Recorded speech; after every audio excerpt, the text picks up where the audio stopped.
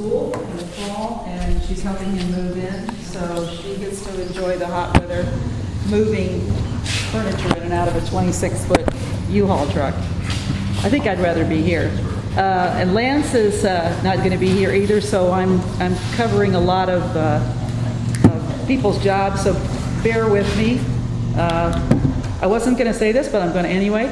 Let's not make this the Republican National Convention. Let's be civil and have a nice discourse amongst each other and try to behave. That's just me. Okay. First thing is the approval of the June 18th board meeting minutes. Has everybody looked at them? I have. I noted that the time, the place and the time were incorrect. Okay. Because it says they were still at the Benton Township. Oh, okay, okay. Good eye. Who looks at stuff like that, right? It's the first sentence. That's as far as you got. Are there any other amendments to the minutes or changes? Or? I'll move to approve. I'll second it. Okay, they've been moved and approved. All right, treasurer's report. Okay, Lance sent me a little,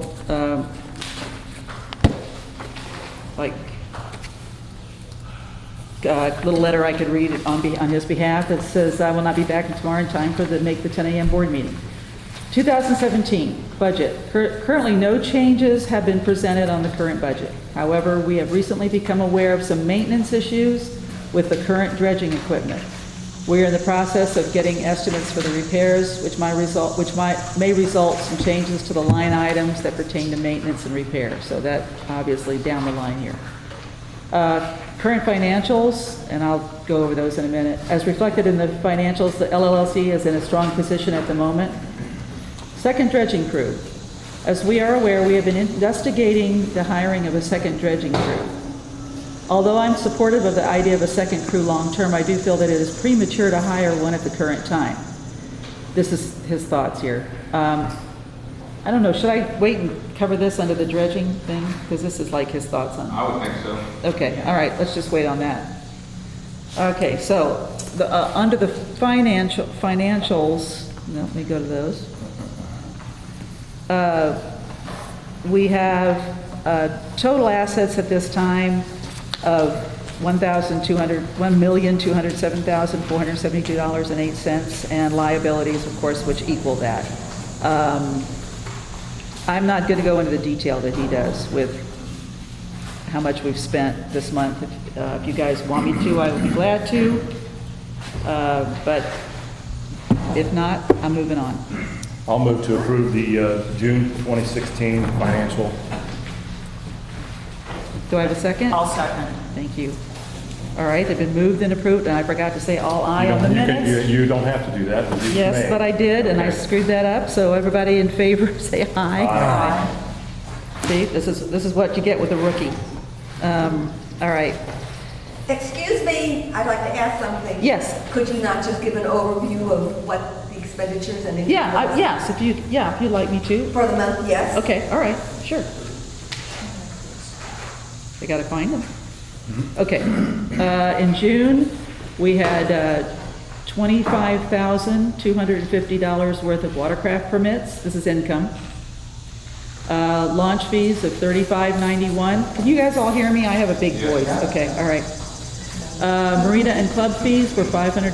Sublease and access fees were $950. Property taxes look like they came in from Brown County, $37,274.21, and property tax from Monroe County, $116,866.36. Grants and donations, we got $28.55 in I should say $2,855 in grants and donations. No money on fishing tournaments, that's surprising. $250 park reservations, park admission fees, $15,984. No other income. On expenses, we have the manager's income, salary, operations salary, supervisors. We paid FICA. Merchant fees of $191. Retirement benefit money went out. Health insurance money went out. Gate attendant was paid $3,786. Gate attendants. The dredger, his salary's in here. This is all budgeted. let's see, I'm looking for extraneous stuff. Printer, copier, and computer supplies, $271. Miscellaneous, $125. Postage, nothing. Building and grounds, I'm looking at the big ticket items. Regular gas was $2,100. Diesel was $531. Building and grounds is $1,170. We've got the weed harvester in the truck, $247.92. Dredging supplies, $138.62. Accounting services, $450. Grass, cutting the grass, $1,760. Looking at the big items, insurance, $8,537. Building and grounds expenses, $6,950. I would assume, was that working on the bathrooms? Yeah. Okay. Lake weed treatment, that was the big one, $21,152.80. And so that gave us a total expenditures of $136,819. We had an income of $203,520. So we were on the positive side for income versus loss in last month. Can you give us roughly an estimate of what the fireworks donation was? Yes, I've got that right here. Okay. We had from That's freeholder, that's a different thing. Fireworks is Yeah, we've got that annual. under a different, but Oh. yeah, we'll talk about that. Yeah, we did pretty good on that. I mean, we lost money, but not too bad. Okay, did that answer your questions, Barb? Okay. Thank you. Thank you. All right, so let's see, back to the agenda here. We need to approve the Oh, yes, claim. okay, all right. Report of claims approval. I move that we approve the June 16 report of claims. Okay, do I have a second? Second. All right, all in favor? Aye. All opposed? Okay, all righty. Okay, so, the budget. Lance isn't here. So, you just did a good but there are no changes to the budget, like he said on his little letter, other than we might have to add some line items for fixing some dredging equipment. That remains the same, and there were copies of that out there. John, you know this. Do we ever discuss this? Do we have a discussion amongst Well, with- ourselves or in? Without Lance, I'm just going to wait until August. Okay. I did just have a question. Yeah. What is the maintenance, you brought up on the budget for the small dredge? Is that what the extra? I think it's the. Yeah, let me ask. Repaving the floor in the big barge. Oh, so it's replacing the floor, not the Yeah. small dredge? Yeah, no one gets small dredge. Yeah, I'm gonna let those guys talk about stuff I have no idea what's going We're getting on. estimates on that? Okay. And we actually just, we replaced one of the hydraulic cylinders on the excavator, blew out seals last week. That is done, and should be back on Monday. We got the truck fixed. We will, so it'll pretty much just be the plate and then working on that. But I was just curious when that fit in the budget. yeah, we'll do this, sure. And speaking of the manager's report, take it away, Adam. All right, the small barge is here. It's on the water near the office. Really, the only thing we're waiting on now is we need to tie in the hydraulic systems, the small excavator, to run hydraulic winches for the spuds. We're going to contact McAllister and we'll send out a mechanic to help tie that in. We're hoping we can do that ourselves. It's a very different hydraulic setup than our old excavator. We didn't feel comfortable doing that in-house. We don't have to be responsible for damaging a $80,000 piece of equipment. So we'll be coming out to help set that up. The small barge is here. It's over near the office. I don't know. I'm sure some people have looked at it by boat. It's a nice looking piece of equipment. Should work pretty good. It's solid. That was it was interesting getting it all unloaded. We actually had 2 cranes in.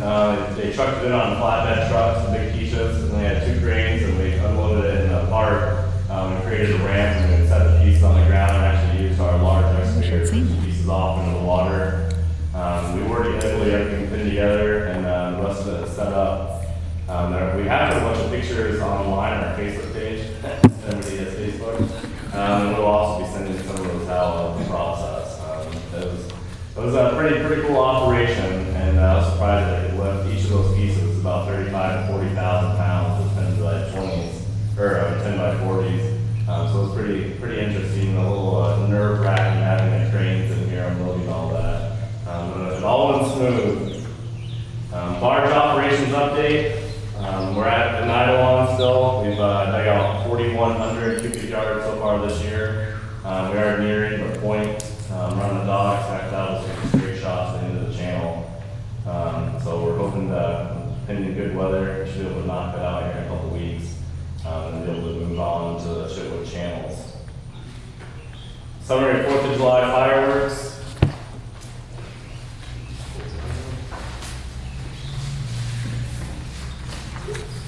Our total expenses for the 4th of July fireworks, including the cost of the show, was $6,500. Well, the cost of the show is $6,500. Portal out link was $240. Solicitation mailing, including postage, was $557. Total was $7,297.59. With our donations that we received from the freeholders, we got $6,190. From day of event was $355. It was pouring all day long, so there wasn't a whole lot of donations there. Most people out here for fireworks were already here during the day. A whole lot didn't come in during the storms. The net revenue, we lost $752 for the whole event, so not too bad. But mention that what our donations were this year as compared to last year, though. 2015 donations were $5,022, so over $1,000 more donations. Yeah, yeah. I was curious if you have a count of how much was collected at the gate that day. That was $355 for the donation. Oh, it was actual. No, I could. At the gate coming in, because I think that we make a lot more money on that day. That's Yeah, I And that could. sort of should be shifted over to the idea of paying for fireworks. Well, we had. God, it was like 320 cars, 350 Really? cars. Wow. 3,000 that day. Yeah. See, so that helps That towards that, yeah, Yeah, yeah. so that was, That's it was over true. 350 cars in the park. It was. Because they wouldn't have been here without the fireworks. Yeah, that's a good way of looking at it. Yeah, they set up real early. There was tons of barbecues and tents set up, and pretty nice setup. It was a packed day. Next year we go- Barb, you had a question? That's all. Yeah, that sounds good. How'd you have to pick the right day? And we were lucky that rain stopped for the event. The rain dates were the next 2 days, and It rained then, horrible too. all day long those days. Yeah. I was a little nervous the day of. The people who were setting up got here about 3 o'clock, so I was trying to reach them all day long. They showed up, and the guys that were pyrotechnics weren't here for a little bit later. And as they're setting up, it starts raining. So it was a little nervy. They were pretty sure they'd get them off, but luckily it cleared up. There wasn't any rain at all during the show. We saw a lot of boats out on the water. The park was full. I haven't received any complaints this year. I think it was a pretty good show. I really liked it. Last year it seemed like it wasn't really grand finale, just kind of lulled off. This is a really good finale too. So we let them know that we were impressed and really happy with it, and talked to them for a while afterwards. I appreciate you having me come go down the island and come up around. The boat Yeah, parade, yeah. We can actually set that up. It was Gene Schneider and Amanda Richardson that set all that up. Yeah, it's not here. Barb had a question, too. I was just wondering, do you think there'd be some way to maybe increase the budget a little bit for the fireworks? I asked some of my neighbors, and they thought the fireworks were good and what have you, but also it'd be nice if they could increase the budget and maybe make it a little longer or Okay. have more of a variety of whatever. It's a question we can talk about, yeah, yeah. And there has been mention of the Friends of Lakeland ordinance form of them potentially either taking over part of the load for cost. So once that 501c3 gets formed, they may be able to help out supplement the cost of the fireworks. Yes. Aren't they up for the contract this year? For next year, yeah. Yeah, so it'd probably be 2018 budget. Was it not a big show? Yeah. Mentally think about it. Yeah, absolutely. And I would think just a couple thousand probably increase it quite a bit. But we can talk to that and get some more estimates too and see what difference we could expect for varying costs there. I would like to put a shout out to Lucas Lieberman, who owns property on North Shore Drive with Logat Heating and Cooling. He actually came out and donated his time and installed some industrial exhaust fans in the restroom. So I actually put some industrial exhaust fans in each restroom, and they're all tied into the electric, so when the lights are on, we got fans blowing, and it made a huge difference in keeping that place aired out. Good, yeah. So he did all that, we paid for the fans, but he made all the casings and fittings and donated all his time completely free for all the installation, so. He's not here, is he? No, he's not, he's not. Maybe we should, as a board, sign a thank you note. Yeah, yeah, yeah. And next up, we have the aquatic vegetation treatment, and I'll have you take it over, James. All right, we got our second treatment yesterday on July 22nd. We treated 37 acres totaling $15,000, $15,172 and change. Fairly moderate treatment. You know, the lotus and spatter rock always add a little bit to the cost. Overall, the submerged vegetation around the lake looked pretty good. We had a big treatment that first go around, as I said last month, and that treatment went really well.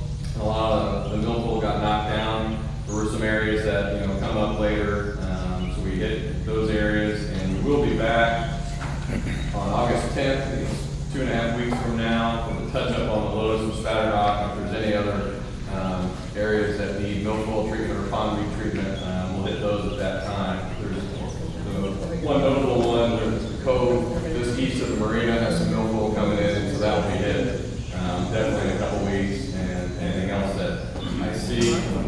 As far as the lotus, I think I'm going to use Frank's map over here since he's got it. This is a map of the lotus and spatter rock treatment. This lighter green is the spatter rock. This was actually some lotus treatment as well.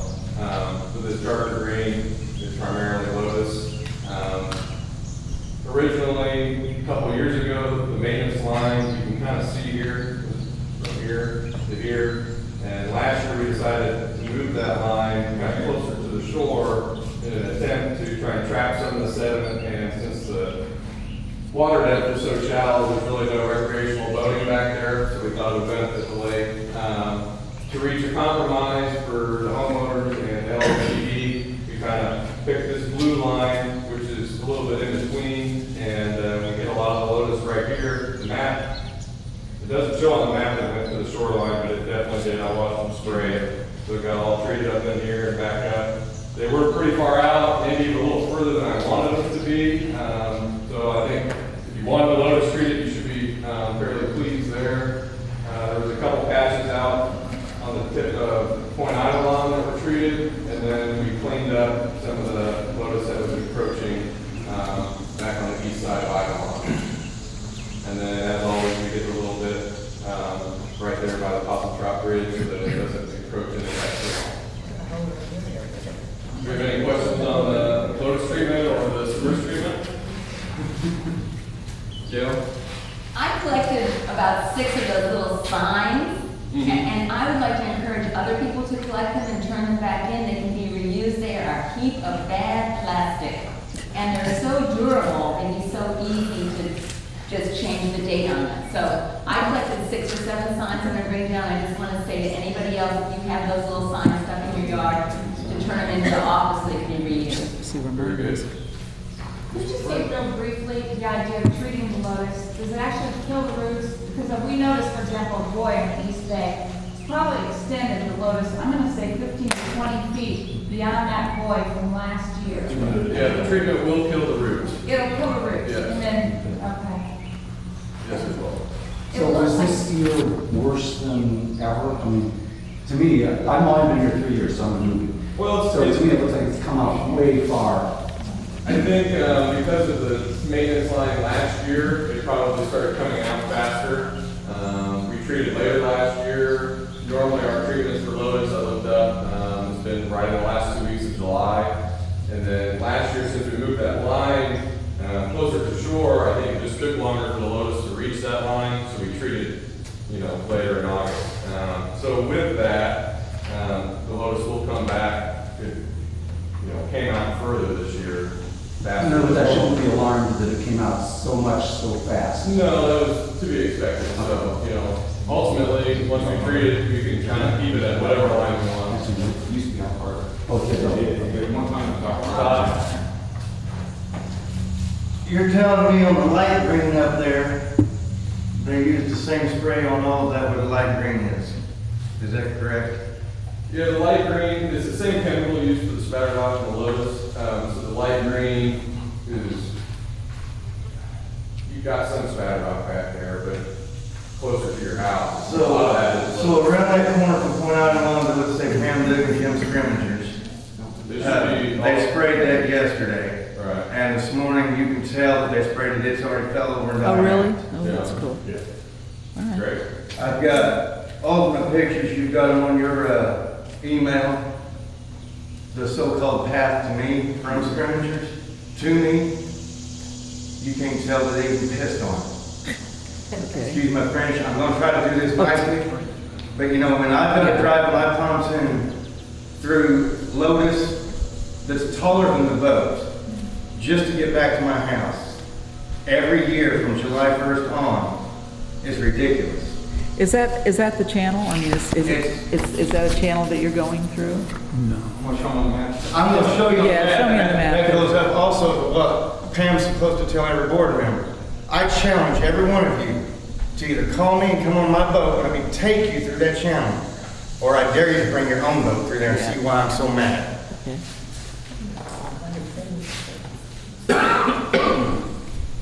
I'm right here. The last house on Lake Lemon on North Shore. Not on the creek, not in the channel, on the lake.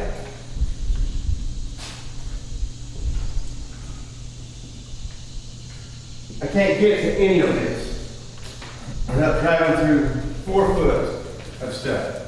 Is that something that gets treated? Well, it was, They- you know, it's only been one day. It's gonna take a couple weeks for that stuff to really die out. I understand that. My point is, Application in 2.5 weeks. my point is, if they're spraying it with the same stuff, because I've got pictures here, that killed it overnight along his area, and Scrimengers and Pam Dugan, why wouldn't you have at least seen an attempt at killing it through my path? So what you're saying is you're not seeing the same damage done to the plants that these guys have shown? Correct, and I also have a video of the airboats coming up. They didn't come up there, I'm not saying they didn't come up. Yeah. They came up 3/4 of the way to my dock and turned around. They didn't even come to the dock. I explained to them, you told me about the white Yeah. boats, I told them to go all the way in. I can call them. And I'm not, you know, I'm not saying you didn't, I'm letting you guys know as a board and as a management. So I've you, got a video of them coming up there and they didn't even make it to the dock. okay, so James, you need to check into that. Yeah, we'll work with And that's why, you know, that's why I want to let you know, I mean, And They guaranteed 90% kill, so we'll get them. This is Nate. They'll be Long. back. Yeah, okay.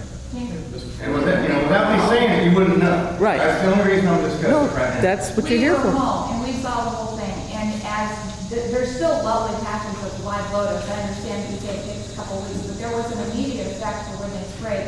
I'm gonna say it's about 20 feet into a huge lotus patch. Would you please go review that bay? Look very carefully at what is and what isn't done. Thank you.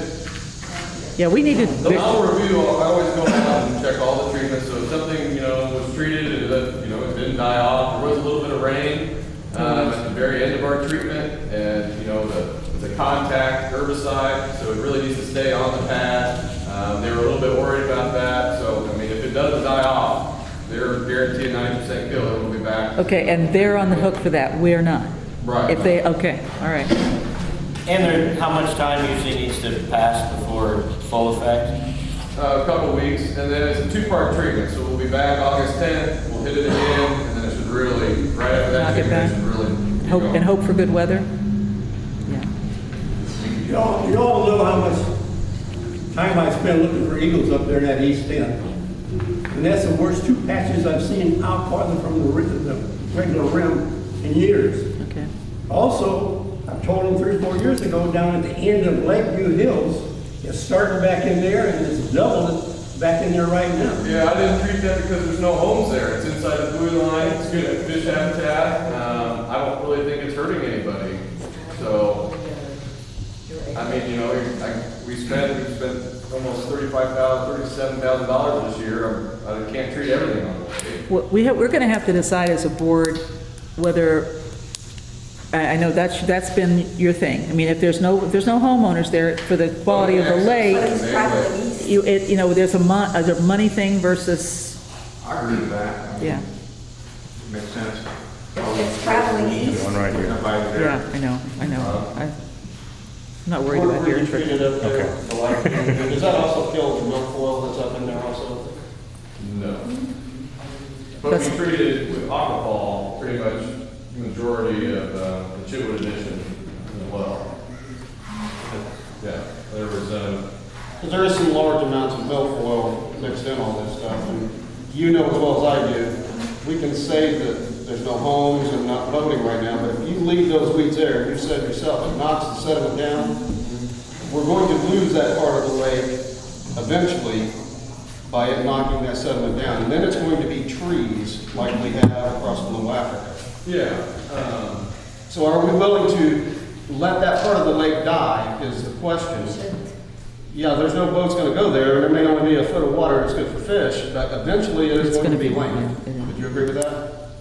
you're talking like at the channel from Big Blossom We're Creek. talking wherever there's weeds and you're saying you're not gonna spray. It will turn to land, just like across from Little Africa. It'll turn to land whether you have the vegetation there or not. But once you spray it down, all that sediment just flocks out. But it is going to turn to land faster. Well, that or it's gonna just. It traps sediment that keeps the effect localized. I mean, it's I know. catch-22. It's a very delicate issue. I mean, you know, how much do we spray? How much do we dredge? How much money do we have? We was $18,000 under budget last year on weeds. So, Yeah. and in the past 7 years, we're $70,000 to the good since 2009 on weeds. There was years we went over budget, but as a whole, we're $70,000 to the good. It's since something we need to 2009. visit. It really just comes down to the decision, do you wanna localize the affected areas, or do you want all that sediment to flock out into the entire lake? It's non-votable areas. And we need to do some more plans up there, just modifications. Actually, Frank has a presentation here in a little bit, that'll hit on some of that. So there's ways to utilize, the vegetation that is there, and we'll talk about it in a second. So Adam, could you expand on that? What happens to the vegetation that dies? My guess was it mostly just falls where it is and becomes sediment itself. Right. But you're saying it flows out into the lake. Well, once the root structures really hold a lot of that sediment there, the root structures kind of compact it all and hold it in place. So once the plants die off and the roots die off, you lose a lot of that stabilizing factor. It's like in stream banks where they'll plant willows and different types of trees for the roots to stabilize.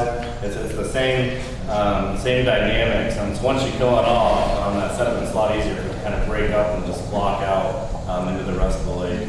Depends on wave action. Anybody Any else? other questions about the weed treatment? All right, concludes my report. All right, we're back to public comment. So, anybody, there we go, right there. Thank you, Madam Chair. If this group right here might move over to the front of the board group so I can make a higher presentation table.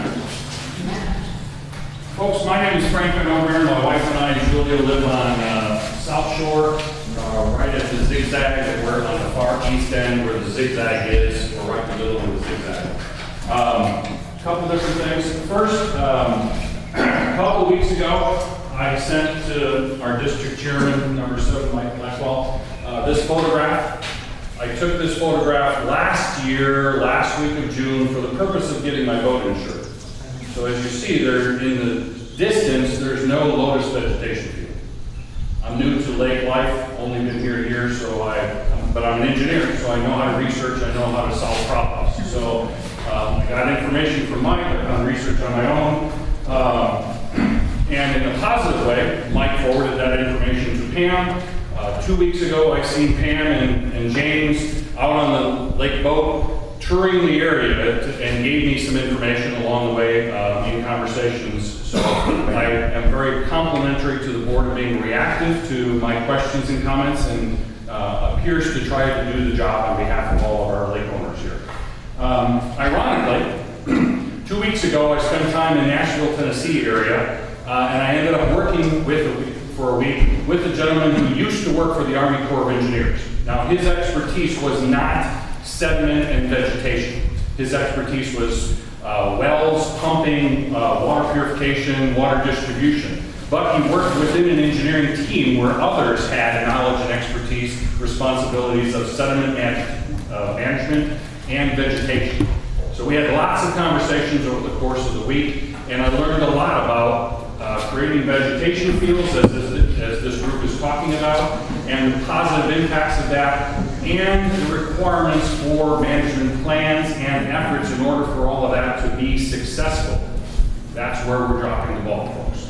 So, when you understand those things, what we've essentially done is we've created a one-year plan to address what we're doing. So I've added in little blue lines to where it shows where the vegetation fields are, and we just talked about the spraying.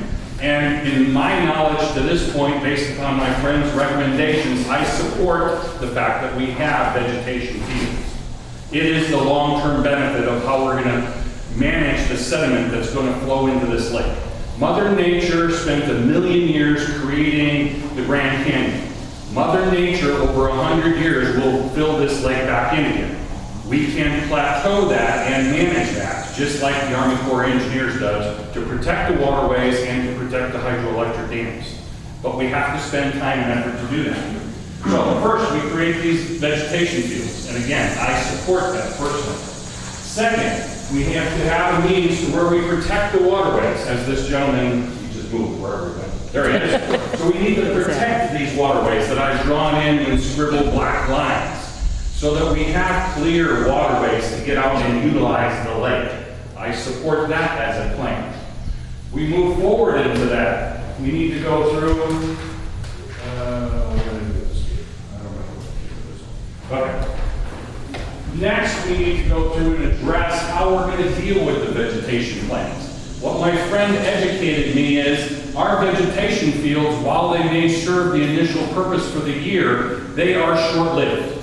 You have to have a positive plan. Corps of Engineers works on a 7-year plan. They have things that happen every year. They have things that are planned to happen every 2 years. They have things that are planned to happen within a 5-year or 6-7-year window. They budget that into their system. They arrange for the manpower, the efforts, and those kind of things, including the spraying and dredging. What my friend has educated me is they essentially create channels so that the water comes in from the creeks, from the sources, and flows into the channel. It is an issue of physics. The heavy sediment is at the bottom of the water flow into the lake. Right now, our vegetation fields are up high. If you go in a canoe or kayak and you go into these areas, you will find that the depth of the water is about this deep. That is short-term effective, long-term ineffective. We all know that the channels coming from Big Blossom Creek have a greater depth of that.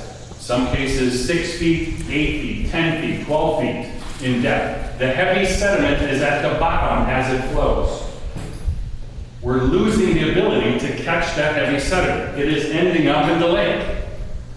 What he recommended to me is we create these red channels that are deeper. We use our dredger to strategically, in a positive, proactive manner, instead of collecting it along the way where it sets up, we divert it into areas that create channels, and we create deep spots for it to set. We use the vegetation field as a strainer to go through and direct it into that area, and we go through and process it in that manner. So we strategically, every year, deal with the central points where we dig out the deep wells, where we can focus bringing the dredger in an efficient manner to one spot and fill a load. We don't have to move it, and we get rid of it. We deal with, on a probable 2-year basis, dealing with the channels to keep them deeper than the rest of the vegetation field. So we draw the water into the strainer system with that. Lastly, we essentially create systems to where we have higher berms along the perimeters of those areas, to where the vegetation field and the sediment is within a foot, 18 inches of the normal water line.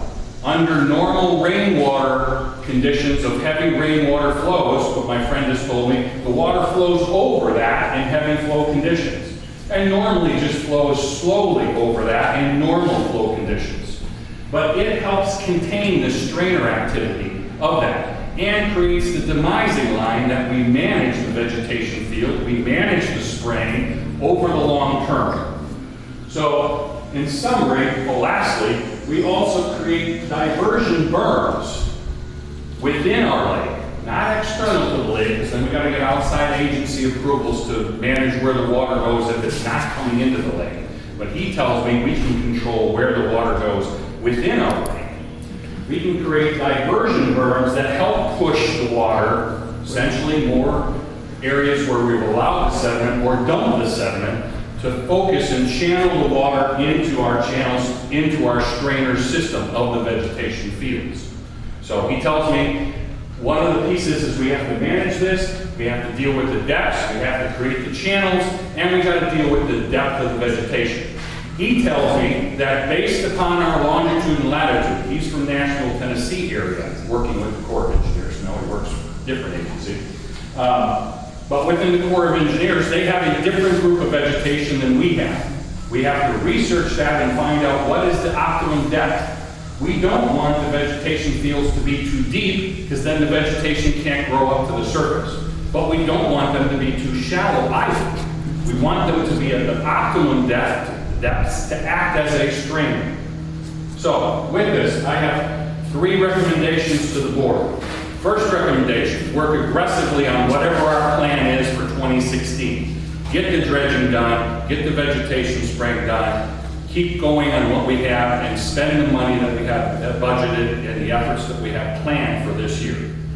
Second recommendation to the board is we need to have some kind of description of what the benefits are in a white paper, 3 to 5 pages, so us, can understand in layman's terms what the purpose is of a vegetation field, what the purpose is of dredging. We know it means to keep the channels clear, but why did we make the decision to draw this blue line where it is? Why did we make the decision to extend it out further? So I can help you write that document. I'm an engineer, I have administrative secretarial support. I'm happy to help the board put together a paper if somebody gathers the technical information. I suspect our staff has the ability to write this, but I can help them administratively if that's necessary. But I believe we should have some kind of paper that we would all understand, that we can read, 3 to 5 pages of what this concept is and what it does. Lastly, and most important, we should have a multi-year plan, not just react every year of what we're going to do. We should have a 7-year plan that addresses what we're going to do every year, what we're going to do 2 years from now, 5 years from now, 7 years from now. The plan would address how we're going to evaluate where we are today versus next year versus 3 years from now, and as we move forward. We should budget that we expect to do more dredging in specific areas and budget for that, both dollar-wise, time-wise, equipment-wise, so we know what we're doing in future years, and address how we adapt that plan. Every year it would be updated, but we need to know, just like the Corps of Engineers does, they have a 1-year plan, a 3-year plan, 5-year plan, 7-year plan. And it just moves forward a year, and they know what they're going to do ahead of time. They know that essentially every year they're going to dig out the deep spots. Every other year they're going to work on the channels. Every 5 years they're going to work on the berms. Every year they do spraying. We need to develop some kind of plan. I recommend that the board create a task group, chaired by a board member, staffed by one of our lake management staff, and be a compilation of 10 people or less, because once you get more than 10 you can't effectively get anything done. Go through and have some board members, have some lake members, be part of this task group, and this task group is assigned to within 90 days create a plan, at least as a draft, a consensus of that task group. If they need to go through and hire a consultant to work out all of this detail, because we don't have the expertise and can't get it done in 90 days, I get that. Then hire a consultant, because they are out there, as the Corps of Engineers guy tells me. They're out there that can help us do that. And if we need to do that, well then maybe it's 120 days or 150 days. But we should develop a long-term plan before next year so that we can manage our lake. Otherwise, Mother Nature will take it away from us over the long-term period. The last thing we need is a boating accident or something to happen because somebody hits some debris in the lake or hits a low-lying area, and then we will get the reputation,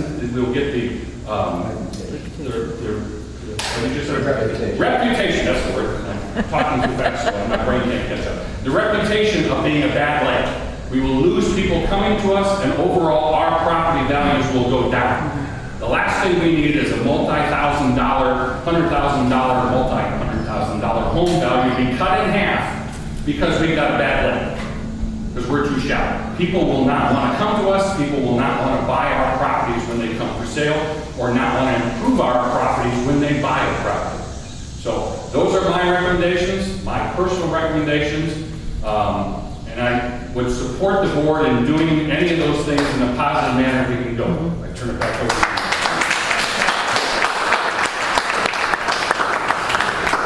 Sir, could you introduce yourself? I forgot to ask you your name and... My name is Frank O'Meara, my wife Julia. We live at 6418 South Shore Drive. Like I said, we're right in the zigzag of where South Shore makes it before it makes the turn. So essentially in the picture, we're right over here. Spell your last name, you say it so... V-A-N. V as in Victor, A-N, space, capital O, V-E-R-M-E-I-R-E-N. You're Dutch. That's a Dutch name. Want to This young man, his presentation, just take a question as well. I hope I can be as articulate. Are you going to speak about dredging? I just was telling her that I wanted Thank to you, sir. take 2 minutes to talk about what Frank just said. Should I defer to you and let you go? Just give me 2 minutes. Okay. Frank and I have been in multiple conversations over this. I'm the chair of the DST. Ron Thrasher and Malcolm McClure and myself went to Ohio on June 29th, something like that. And we looked at their program out there. They are 10 years ahead of us, at least. They use hydraulic dredgers. They have, of course, Grand Lakes, Ohio is 3 times the size of Lake Lemon, but they have 3 hydraulic dredgers. We looked at their entire program, spent about 8 or 9 hours there, a whole day trip. Unbelievable. At the end of the day, they're diverting water. They're actually building berms. If you'll notice on this piece of paper here, I didn't even write this down when he was speaking. I called the engineering company yesterday to try to set up a meeting with him. He said, we will do berms, we will divert water, we will tell you exactly what you need to do. Frank and I have been in discussion over this how many times? On August the 6th, I just spoke with Adam, and I will confirm this with the 2 men from KCI Engineering. They will come here free of charge, get together a PowerPoint on what they will do for our lake as consultants. They did this in Ohio. They do the permitting. Adam and I tried to divert water in Possum Trot. We got a no, flat out no from the Army Corps of Engineers. Flat out no. What are they doing in Ohio? They're diverting water. They're creating berms. They're using everything that we need to be doing here. In addition to probably sometime down the road, we're going to get a hydraulic dredge. That's what we're going to need to save this lake, without a doubt. Is that 2 minutes? So I will let Adam know. I've been in conversations with him. As soon as KCI lets me know that they can come down here August the 6th, that's a Saturday, we will hold a dredging study group meeting here. We'll here, we'll try to get here, or Benton Township. Then you can bring your- We'll try to get a place we can hold a lot of people and actually set up a power. And then I'll bring the results to the next meeting. So is that all right? Did I touch everything? Pretty much. I mean, Excuse me, I have a question. You don't have to go into a lot of detail, but how, because this will be, as we move forward, this will be the bottom line question. How do they get money and how much does it cost them? I'm going to use Frank's math, and this is very close to what, it's $10,000 to scratch the surface. It's $25,000 to, what was your? I'm a fire protection engineer, so I do consulting work. I can tell you that regardless of whatever expertise you're looking at, $10,000 will get you a lot of paperwork that will describe concepts and plans and give you recommendations. Okay? If you want implementation steps, that will cost you $20,000 to $30,000. Okay. If you want somebody to be able to hold your hand and take care of the permitting, the regulations, the compliance things, and prepare all the paperwork in a manner that is essentially rubber stamped, okay, in lieu of our staff doing it, which That's a possibility to save money. But if you want somebody else to do it for you in a manner to where essentially it's approved, you're not fighting over the system and it's not delayed another year, that you're looking at a $40,000 to $50,000 number, regardless of whatever you're asking for. If you budget those thresholds of money, whatever you have, you can reach those kinds of goals. Okay, but then, I guess my next question would be, what's the manpower that they then have to Right. run their hydraulic? Yeah, that's just the paperwork. What is? Yeah. That's a different step. That would be, that would be their long-term recommendation that if we want to do a better job, more cost-effective, we would either contract out, lease out, or own a hydraulic dredging equipment, because that is much more efficient. Not that what we're doing is bad, and my friend that I talked to in Nashville said they utilize the exact same types of equipment, larger dredgers, smaller dredgers, to get into all these channels and all those things, because hydraulic dredging is not as effective. But hydraulic dredging is effective to managing vegetation fields. Right. And to deal with specific areas, in their case, around the hydroelectric dams. So they have specific areas where they need to focus on, where they need to maximize water flow, and they have areas where they manage the sediment. That's where the hydraulic dredging is utilized. It's not for cleaning out a little channel and those kind of things, because then you got too much long of a hose to take it to your dumping tanks. Right. So it's a combination. We need that knowledge, we need that expertise, and we need a plan. That's my recommendation, is we create a long-term plan. Stop these one-year implementation plans. We need to be proactive, not reactive, and be thinking forward so we have a better understanding of where we want to get to versus how we're dealing where we are today. And I don't disagree with that concept of having a longer-term plan at all. I think it's a great idea. Well, I just wanted to hear somebody say, this is how much it's going to cost, because that will be the stumbling block for this community. Right. Okay, well, when we went over to Ohio, the bottom line came out to about $2.30 a cubic yard when you do the hydraulic dredging. So I have estimated, I looked at maps and estimated probably 600,000 yards to be what we would want to do on this lake. I don't know if that's exactly, that's just a guess. How many cubic yards? 600,000. But a hydraulic dredge, like we looked at, can shave 30 years of life for every year we dredge. So if we bring on the lake for 2 years, you know, we've pushed out the lifespan 60 years, even with bean blossom dumping all its sediment in, okay? But I absolutely agree with this gentleman here. What we need to do is set up some kind of a plan where we put weirs or diversions or whatever. We talk to people in Ohio about all this. They do it routinely. It really, really works. But what we need is an overall plan, and we need, I would say, to get an engineering group in here that can handle the permitting and make those rubber stamps. We don't need to, I do agency approval in the electronics industry, and it's a hassle. You just hire that out, let somebody else who already knows what they're doing, you know, figure out all the documentation and stamp it. Okay, and that would be my recommendation. So, what I would suggest is that we put in next year's budget the $40,000 or $50,000 to get the plan done, hire the group, and get all this project in motion. You're talking the 18 budget. Because this is, we're working on the 17. We could still talk about that in August. August is the last month. Okay, all right. Anyway, that's all I got to say. Gary? Put $200,000. What is hydraulic dredging? Explain it. Oh, yeah, I can explain that. What we looked at was the device. It's a large barge. It's not a whole lot bigger than what we've got, but it's set up as follows. On the front is a thing called a ladder. It's just a boom arm. It's 20 feet long. On the end of it, it's got a huge cutter ball with replaceable teeth, and this thing spins, okay? And it can be lowered by the arm, up and down, and it can move this way. It can articulate this way. So essentially, you drop it in the water, and you cut a big path, and you go down and cut another one. And it takes about a minute per pass like this, and then you move the barge forward. The barge we looked at is set up with 3 spuds so that the one in the front can be raised. The one in the rear is on a slider, so it pushes the barge forward the right amount, drops the spuds again, and keeps going. So it's running almost continuously. And what happens to the debris? It will not cut through hard pan, but it can cut through all the sediment here. And clay. And flood. what happens to that sediment? We have to flood? find fields to pump it I forgot to to. mention it. So right behind the cutter wall is a large tube and a big pump on the deck of the barge, and it can pump the stuff. We saw them pumping 1.5 miles. They recommend 5,000 feet, and they were pumping at 7,500 feet without an additional pump. And then what they do with it is, at least in Ohio, the lake we looked at is out in farm fields essentially, so there's a lot of farmland around. They talk to local farmers and lease the land for, lease like a 6-acre segment, thereabouts, for a 5-year period. And they berm it up so that there's like a serpentine path that goes through there, so they berm it up about 6 feet. You pump into one end of the serpentine path, and the water flows around, comes out the other. So it's dropping sediment all along the way, and then at the end you have a gate that's adjustable. So only clear water comes out over the top of the gate, and that goes back into the lake. And so they can fill one of these things up in a year or two.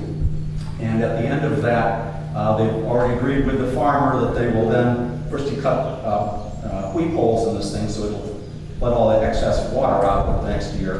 Then you go and plow the thing down and plant. And so they get back their field, it's just 4 or 5 feet higher than it was, and we've leased it for the same price that they would have leased it out to somebody else. By the time you have lily pads, is that land too high for the use hydraulic? No. Great. Not at all. And may I ask Frank a question as well?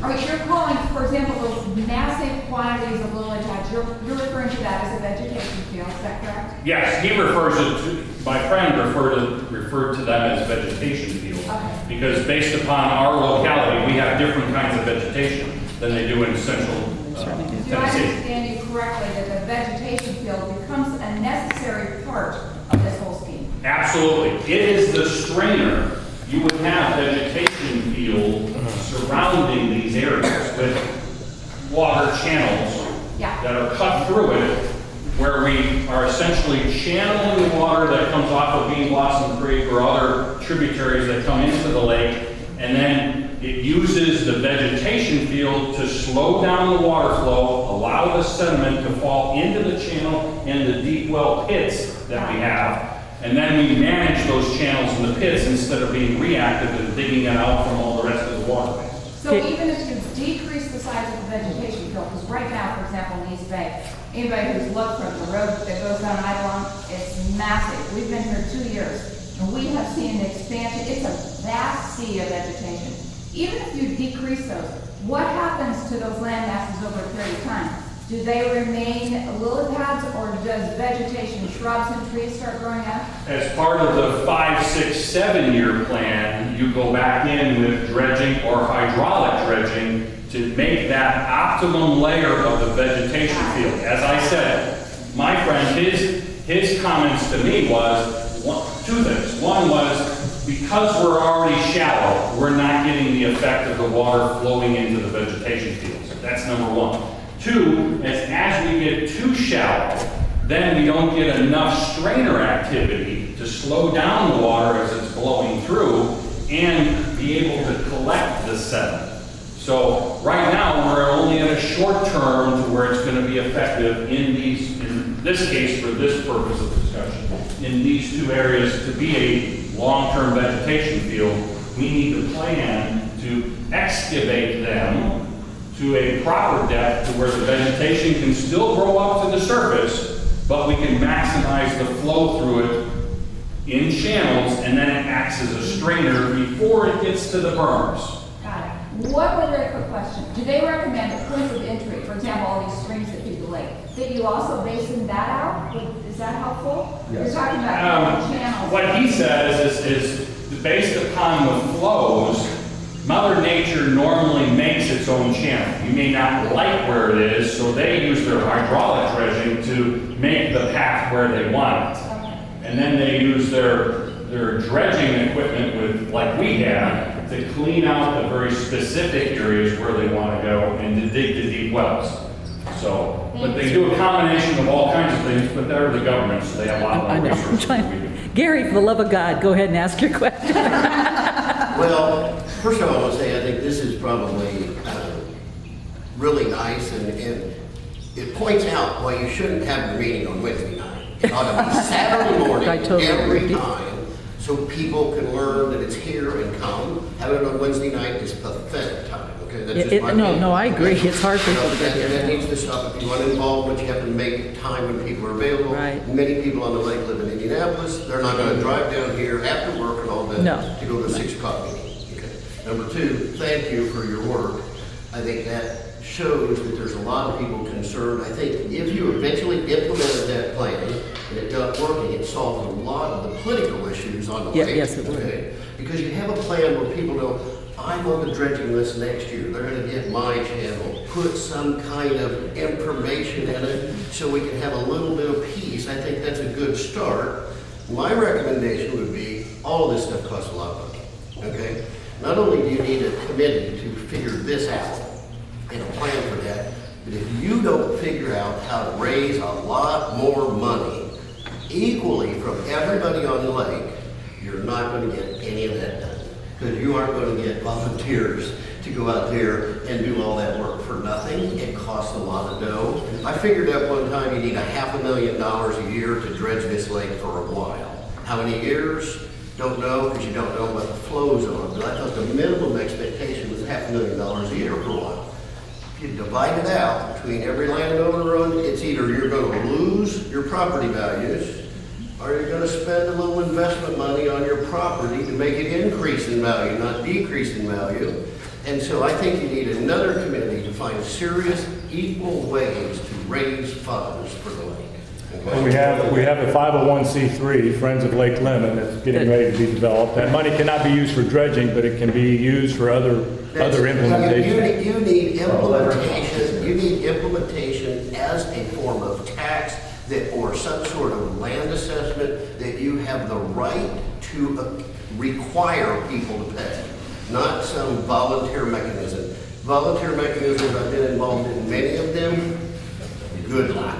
Okay. The only trouble is if we go away from the tax-based system we have now, we become responsible for collecting money in-house.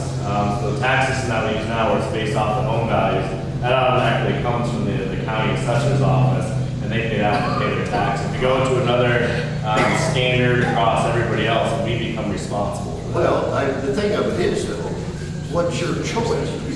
How are you going to find the money to?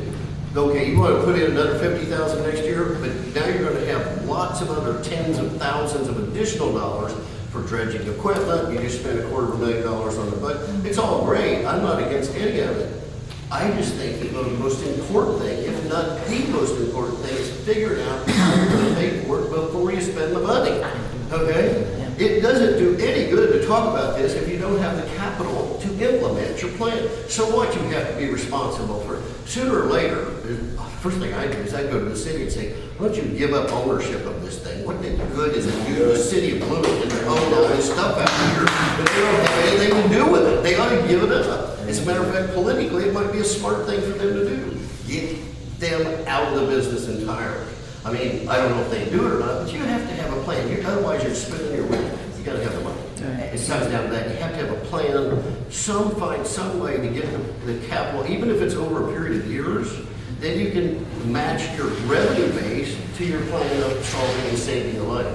Because I tell you what, it's got a lot. I've been here 10 years. It's got a lot worse since I've been here. I see a lot more little areas filled in than I've seen before. That's all I have to say. One of the things that I would add to that, because I agree with you, Gary, we can have the greatest plan in the world, but if we don't have a way to fund it, then it's not the greatest plan in the world. So maybe if we're gonna move forward with anything like this, that when we do the white paper on, you know, how this would actually work, that we would do a secondary financial white paper on sources of funding and what are the things that we need to seriously look at as a conservancy district. And, you know, does that mean Bloomington's not part of it? Does it mean we raise taxes? I'm sorry, I said it out loud. Does it mean we do a special assessment? And, you know, but have a plan, a financial plan at the same time we have the plan. I would second that wholeheartedly, but because the problem's never going to go away. Right. You have to have a revenue base and a system in place to keep attacking the problem. And it's not going to go away. So if if you don't get that in place, you know, how fast does 4 or 5 years go by if you don't do something? Pretty fast. I think we need to go back to a point of order, because right now we're going what if, what if, what if. Right. I mean, I think we're all on the same page. Okay. But this is something that needs to be researched, and Yeah. so I think we need to go back to the meeting. We will wait for Mike and his group to do their thing in August and bring it back to the August meeting. Can we let Susan, since she's the Friends of Lake Lemon, can we let Susan have a word? Yeah, absolutely. Have at it, Susan. Thank you. I have some domino-related questions, so the answers will lead me to the next question. Okay. My recollection, and it's been months since I read it, the survey that we paid for of the freeholders, which was a very good resulting, we had a really good response rate. Wasn't the tone of that, yes, we are in favor of paying more to get the result that we're talking about, was that not, am I remembering Yeah. correctly? Yeah. That's what I was. Okay, so the survey that was done, that we paid for, that we got really good results on, basically said, yes, most of the freeholders are very much in favor of investing the necessary capital without knowing what that capital is. Mary Jane and I get that one. But yes, in theory, we're willing to do that. So then the next question is, my recollection is that as a board, you set the amount of tax for freeholders in Brown and Monroe County at some point that has changed over time. What's that process? Is it pre-budget that happens? It's during the budget process. We budget $250,000. So when we go through the budget process, we tell them that, and then they go to the respective county assessors and the base off there. So during the budget process, we have the tax revenue. So that is set in the Conservancy Code, what we can charge, or can we charge more than that? We can charge more. I do not believe it's set in the Conservancy Code. Okay. There's So we no have, limit on the conservancy tax at all by state statute. There is. Right now, we're paying about, they're paying about 20.5 cents per $100 of assessed value. We could make that tax rate 50 cents per $100 of assessed value. There is no limit. okay.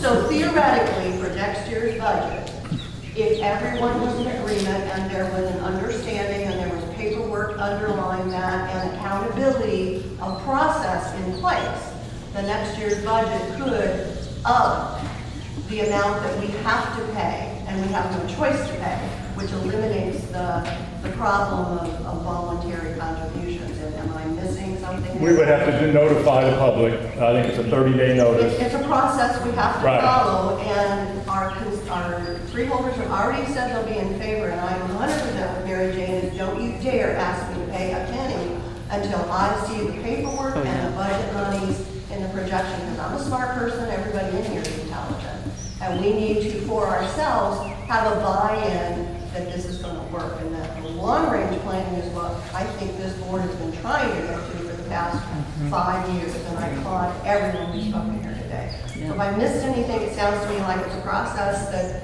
we can set into motion. I think we're all on the same page. I think it's, Absolutely, absolutely. Just not to be redundant, but just to drive the point home that was made, I don't know if Frank or Malcolm or here who made the point. It's absolutely right. Nobody likes to pay more tax. Nobody likes that. On the other hand, if you've got a $100,000 piece of property that next year is going to be worth $90,000 instead of $110,000, maybe $1,000 investment might not be bad. you're actually violating the lease, because one of the sections in the lease is property values. That's what the Conservancy District was formed, was to save property values. So I think we're all in the same place. Okay, Barb, I'll email it to you, okay? So I will let Adam know if the meeting is on for August 6th. Preliminarily, I'm waiting for this guy, Joe Pfeiffer, from KCI Engineering, to get back with me. He is the guy that did the entire Grand Lakes, Ohio. They did the permitting and everything. And at the end of that meeting, I want you to know, I had 2 witnesses. Ohio DNR looked at me and said, "Why would you want to do this on your own?" you've got to have specialists, you've got to have expertise come and do this for you.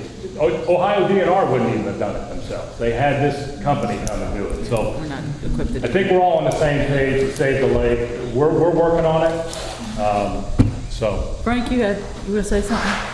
Well, I just wanted to say, I think it would be difficult to get a strong consensus of all the property owners on a long-term permanent tax rate, changing from the 20-some cents to a 50-some cents.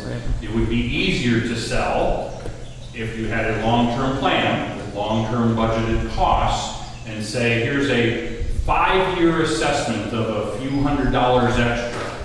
That would be easier to budget within homeowners' budgets and say for the next 4 years, we're going to each kick in $250 as special assessment to go towards the beginning initiation of a lake management plan. It would be easier to sell, easier to administer. We don't need all the money right away. I'm going to say one thing. Funding source. I'm going to say one thing that might make it easier to sell is if you had a picture of the whole lake. I'm not saying that looks a little biased. This is what there's a lot of other water inlets into the lake that and the plan would certainly do that. My purpose was only to give you the ideas with only the map that James sent out earlier that as an engineering company, we were able to blow it up. I understand that's the highest that load comes from that. Right. I didn't try to negate anybody anyplace else. Please don't take it that way. I only worked off of resources. This is an example. Right. This is just a PDF. The only PDF I have is what James sent out earlier this week. So this is all I had to work with. It's the worst section in the lake. And Every inlet, the consultant would address every inlet that comes in. And I didn't mention this, but I will. What my friend in Nashville told me is there's degrees of management plans that go in. You deal with diversion and channeling of water in some cases before it even gets to the lake. Based upon volume and size, some of our locations only receive water under rainfall.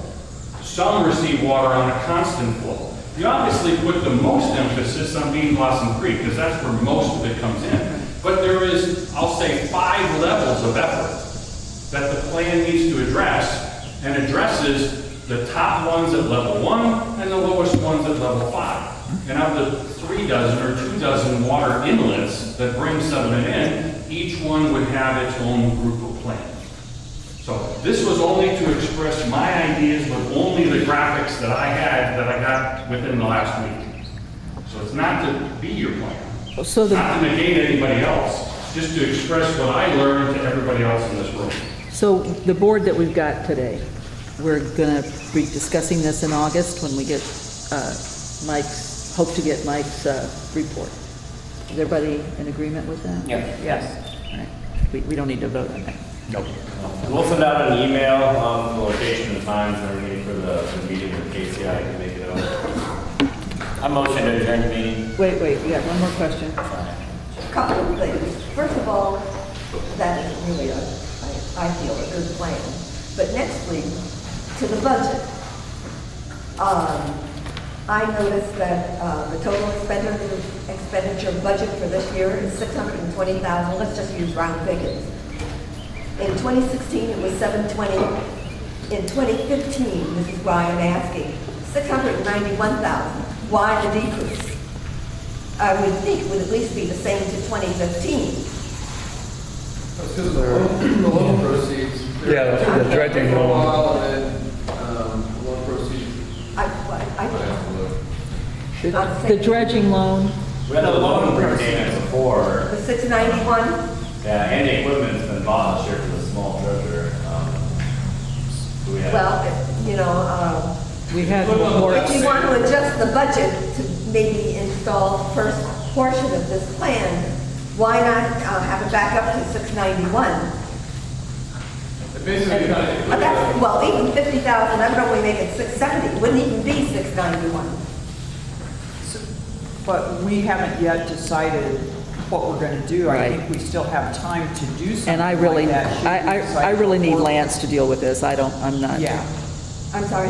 Lance needs to look at this. I am not the budgetary. But can you put that So Well, that's what we're going to be discussing in the August meeting, where if we can slot that in to this budget. Well, like 15,000 of that's the game and spillway inspections, all for like this year and stuff. But what I'm saying So is- those won't be budgeted in for next year, so that's This 15,000. budget has not been approved. Can't Right. you make adjustments to the budget? Well, yes, and we're going to try to do that, and we're going to look at that in August. We You're got gonna wait till August, you're not gonna have Lance look at it before the August meeting? Well, yes. Yes, but we want to look at this recommendation in this budget.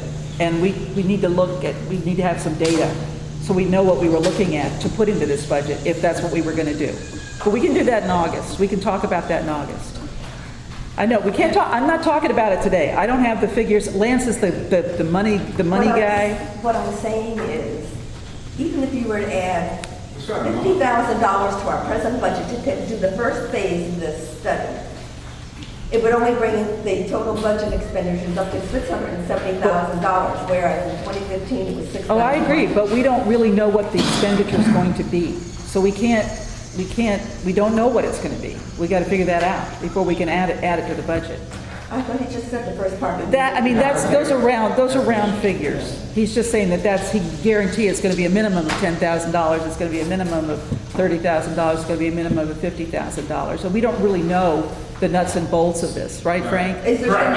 Those are getting you magnitudes for your understanding at this stage. Yeah, it's I just- have little doubt that after the consultant comes in and gives you a presentation, learns more information about our specific lake conditions and needs, would be able to very rapidly, right after that, give you a 3-tier kind of proposal with a cut and paste, select what kind of services you want, and you could pick option A, B, or C. Yeah, I think And we then need you'll to have know. I guess what I'm trying to say is, instead of waiting till 2017 to approve all this, why couldn't we kind of put that in with the caveat, wasn't supposed to go over 50? Well, and with any luck, maybe we can do that in the August meeting. You know, you said Lance has to look at the figures, I don't want. Well, I mean, the August meeting. first of all, he's out of town, so we got to let him know we're even talking about this, so he's got to, we got to move money around to do this. That's what we have to do. There's not like extra money that we can that's sitting in a little drawer that we can just take out. It's a matter of. I know that money. Your opinion has been duly noted, and believe me, we want that. Yeah, we want to do this. We want to do this. I'm not trying to be difficult, okay? Jeff? I just had a quick question regarding the debris in the lake. I noticed that there's a lot of big trees that are stumps and pieces that are sticking up out of the lake. A lot of logs with sticks that are sticking up, especially on the east end and in a couple of various areas of the lake.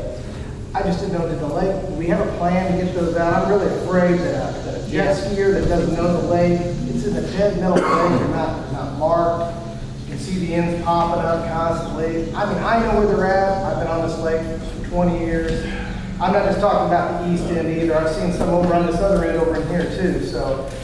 I know we have where they're at. If you let us know where they're at, or even if you can mark like a jug or something onto them, you can go grab them with a big barge. That's what I was wondering. I'm just really afraid that even though we may have to mark at the launch, that we're voting at our own risk. A lot of people don't use the launch. They can come in here and if somebody hurts themselves or even has a tragic accident, we can be sued. Yeah, just let us know if this needs I'm really scared that that's going to happen. Now I want your movement. It's his. Was You got yours one more. Andy? Okay. Oh, I'm sorry. Real quickly on the fact that people who did all that, went to visit and did all that research, this is the best. It is. Thank you, Frank.